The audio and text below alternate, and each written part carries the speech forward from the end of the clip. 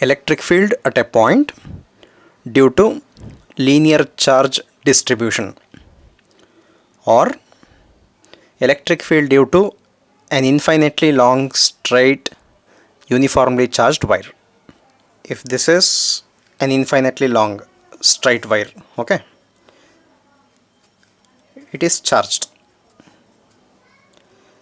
Task is to find electric field at some point due to this conductor.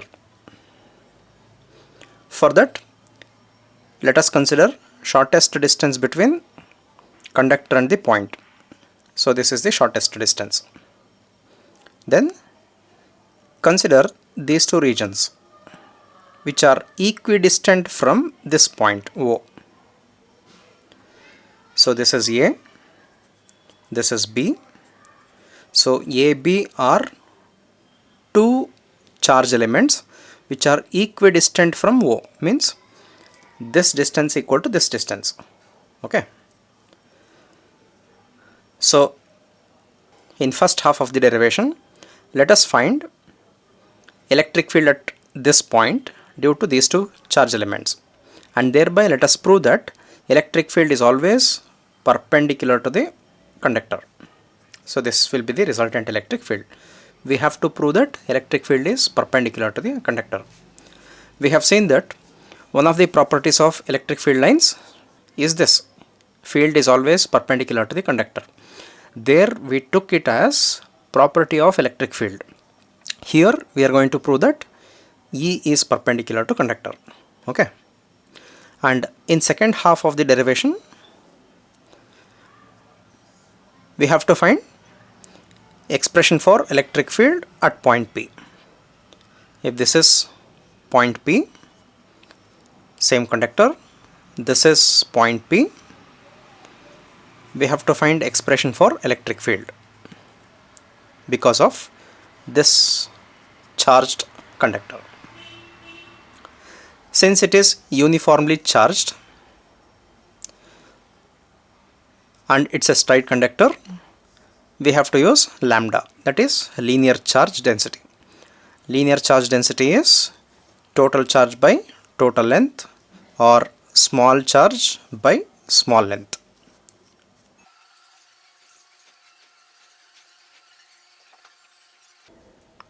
Consider a charged straight conductor of infinite length.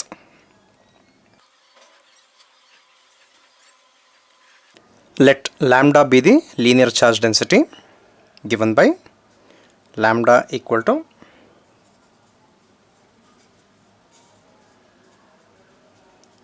charge by length, total charge by total length, small charge by small length.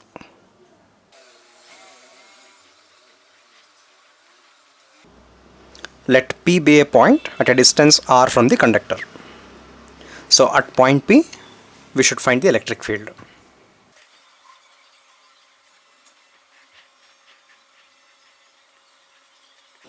Consider two charged elements A and B equidistant from O. This is an infinitely long straight charged conductor. This is point P. Shortest distance between conductor and point P is R. Let us consider two charge elements. Let me write charges later. Let this be small region of the conductor. Small region of the conductor. This is A, B. If the conductor is positively charged, then electric field at this point due to positive charge element A is away. Like this.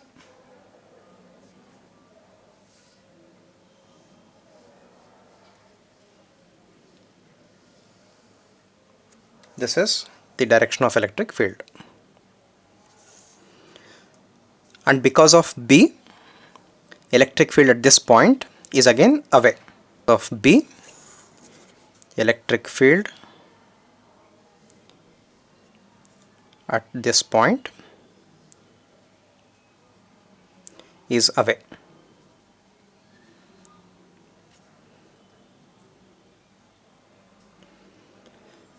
Now let us resolve these two electric fields.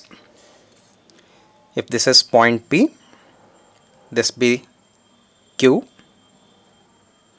and this is Q dash. Let us resolve Q dash into two components. So to find the component, we should draw perpendicular. So this is the perpendicular and this is the component. This component is parallel to the conductor and another component perpendicular to the conductor. This is another component. Angle between these two components is 90. Therefore, these two are called rectangular components. This is electric field perpendicular to conductor. So let me write E perpendicular, and this is electric field parallel to the conductor. So let me write E parallel, just a notation, okay. Similarly, this electric field is resolved into two components. One parallel to the conductor, second perpendicular to the conductor.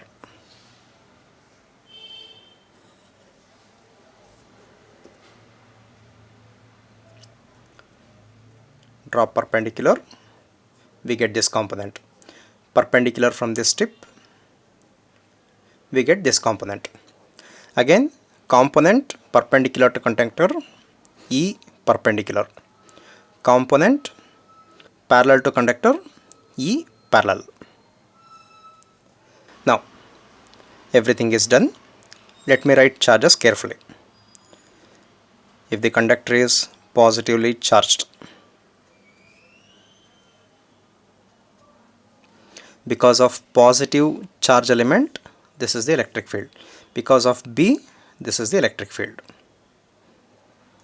Now let me write P carefully. So this is point P. Shortest distance is R. These two components are equal and opposite. Distance is, this distance is equal to this distance. Magnitude of electric field at this point due to A and that due to B are equal. Therefore, these two are equal and opposite. These two components are equal and opposite, get cancels. These two components are in the same direction, they are added. Now observe the idea.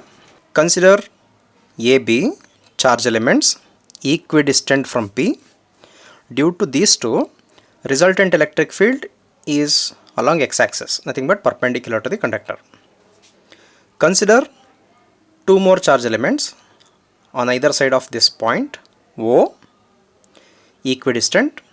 Because of these two, just like solving by taking the components, resultant electric field will be along the axis.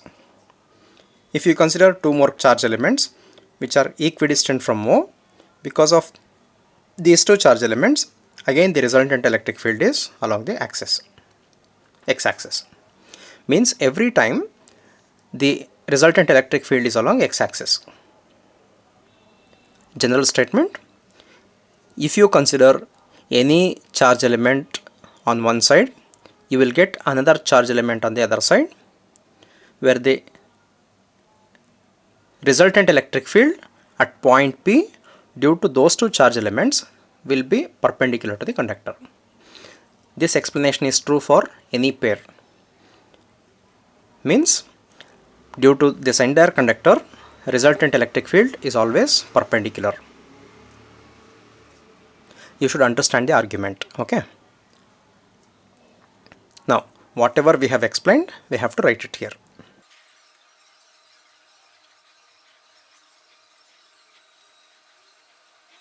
Electric field at P due to A is along PQ.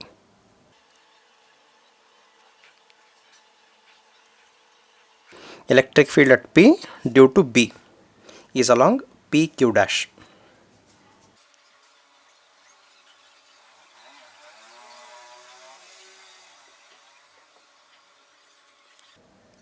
The above electric fields are resolved into their rectangular components. That is E parallel, E perpendicular, E parallel, E perpendicular.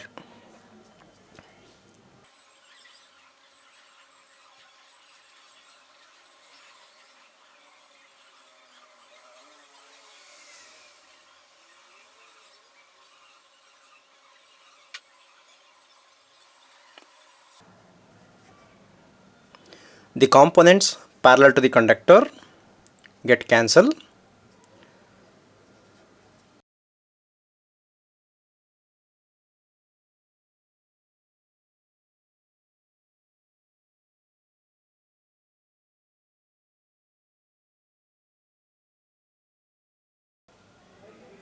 The components perpendicular to the conductor are added. So these two are added. Therefore, resultant electric field is perpendicular to the conductor.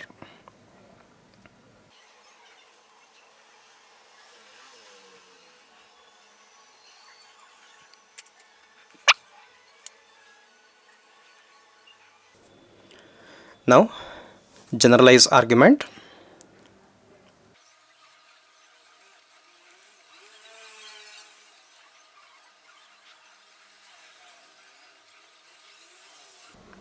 The above argument is true for any pair of charge elements which are equidistant from O.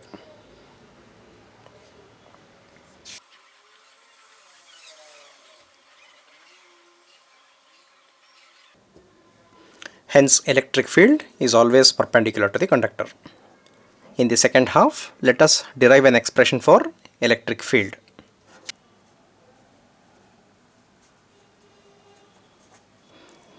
Keeping or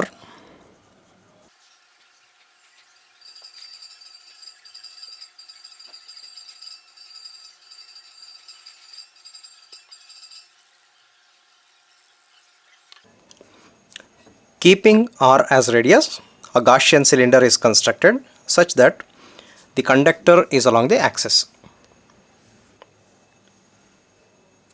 This was that infinitely long straight conductor. So this was point P. So keeping this distance R as radius, I should construct a cylinder.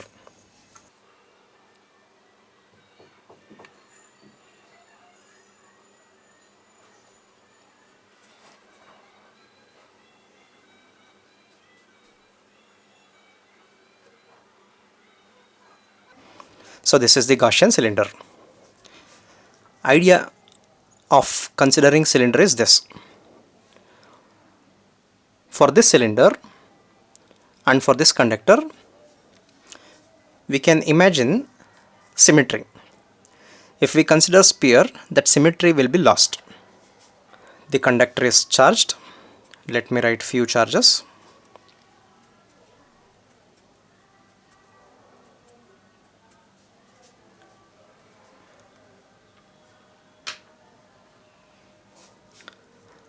I want to draw area vector at this point.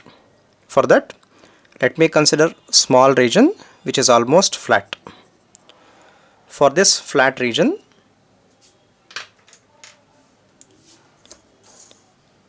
area vector is perpendicular.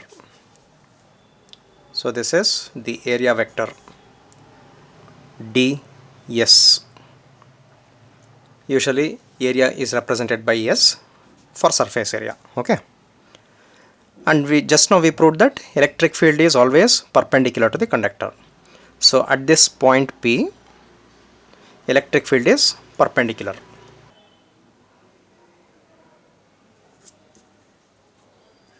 This is the electric field E. Angle between these two is 0. So theta equal to 0 degree. Now for this cylinder there are three faces. One is curved surface and then two flat surfaces. Consider this flat surface. Electric field at this point is perpendicular, and for this flat surface area vector is perpendicular. So for this circle, this is the area vector. Area of this circle is different from curved surface area. So let me denote this by ds dash. At this point electric field is perpendicular. So this is the electric field.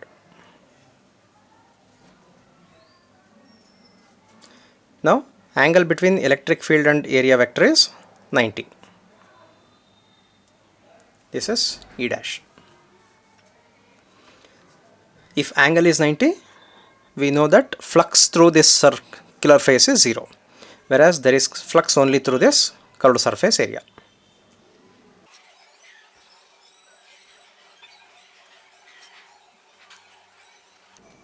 Electric flux through circular faces is 0. There are two circular faces because theta equal to 90 degree. Cos 90 is 0. Now we have to find flux through this curved surface area. Flux through ds is, let us find flux through this small patch which is on the surface of this cylinder.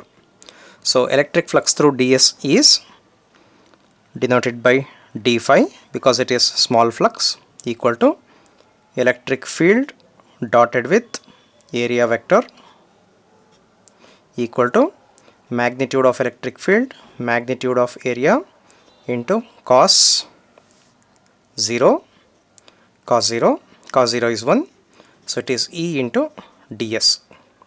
So this is the electric flux through this small patch. Now we have to find electric flux through the entire curved surface.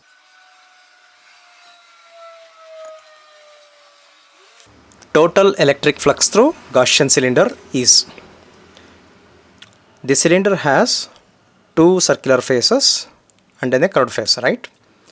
Just now we proved that there is no flux through these two circular faces. Therefore flux through the curved surface is the total flux through the Gaussian cylinder.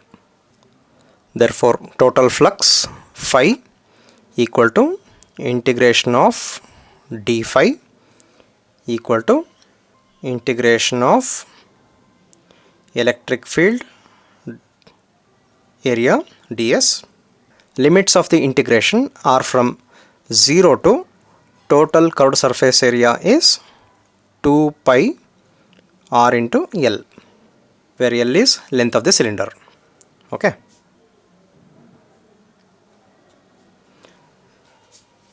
Electric field, integration of ds is S.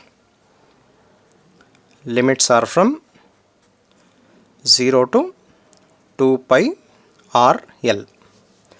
Give upper limit 2 pi r L minus lower limit 0, 0. This is how you should manage with limits, and you will understand once it is covered in mathematics. Don't worry about that. Okay. Give upper limit minus give lower limit for the variable, and we have this. Therefore flux equal to 2 pi r L into E.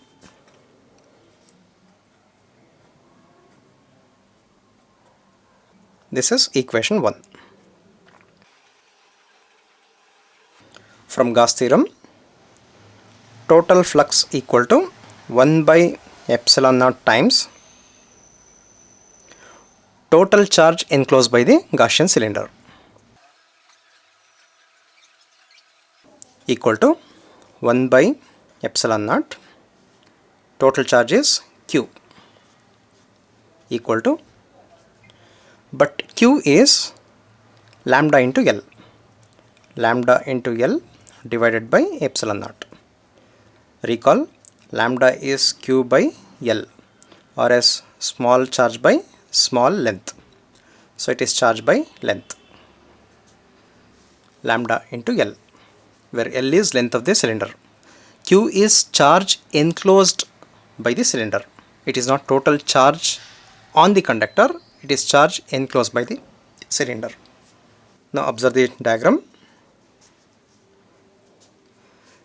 Charge within the cylinder taken as Q and length of the cylinder is L. Charge on the cylinder is, within the cylinder is Q. Length is L. Therefore, charge enclosed by the cylinder, which is lambda L. This is equation 2. This is for your reference. From equation 1 and 2, equation 1, 2 pi r L into E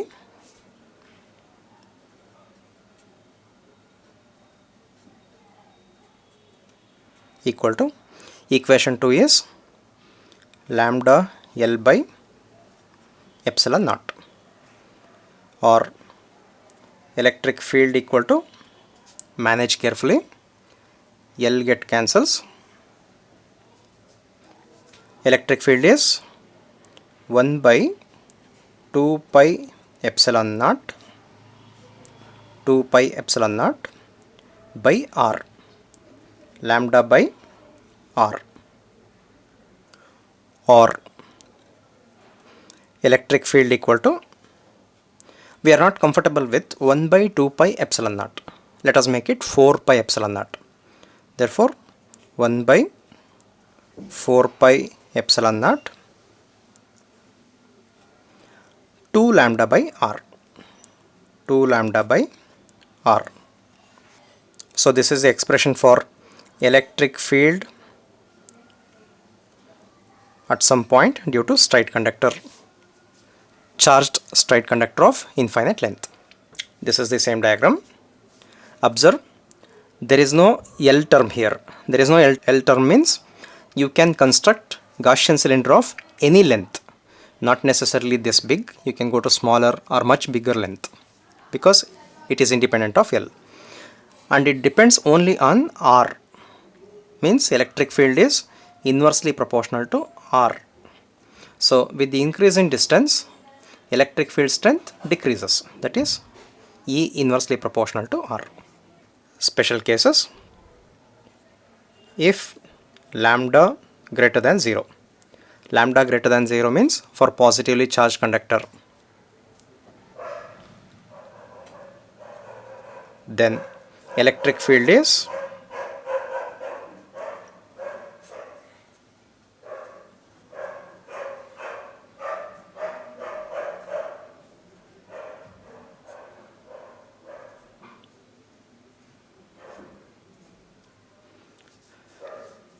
electric field is 1 by 4 pi epsilon naught 2 lambda by R into R cap.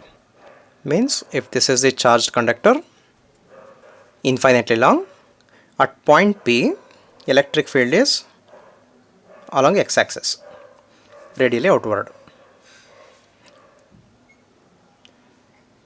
If lambda less than 0 for negatively charged, then electric field is 1 by 4 pi epsilon naught 2 lambda by R as usual, but it is minus R cap towards the conductor. If this is the conductor of infinitely long, because of minus charge, electric field at P is towards the conductor. So this is the meaning of minus R cap, this is the meaning of plus R cap.